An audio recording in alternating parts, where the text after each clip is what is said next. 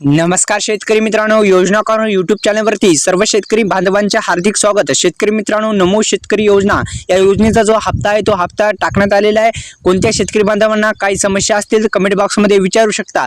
तर या व्हिडिओमध्ये आपण पाहणार आहोत की पीएम किसान योजनेचा 18वा हप्ता कधी मिळणार आहे। चला तर व्हिडिओ सुरू करू।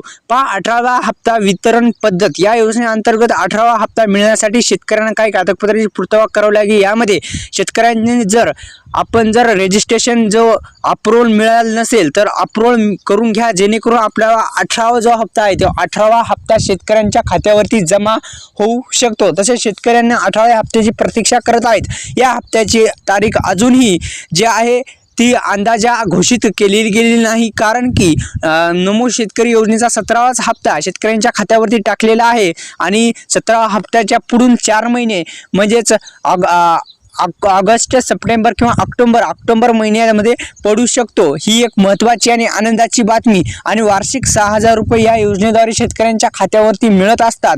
तसेच केंद्र सरकारने तिसऱ्यांदा जी सत्ता हाती घेतल्यानंतर पंतप्रधान मोदी यांनी जो 17वा हप्ता आहे तो 18 जूनला टाकलेला होता। जून, जुलै, ऑगस्ट आणि सप्टेंबरमध्ये मिळू शकतो।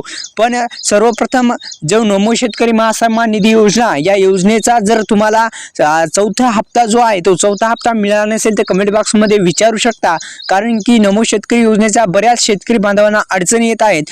तर कशामुळे येत आहेत तर पाहूया।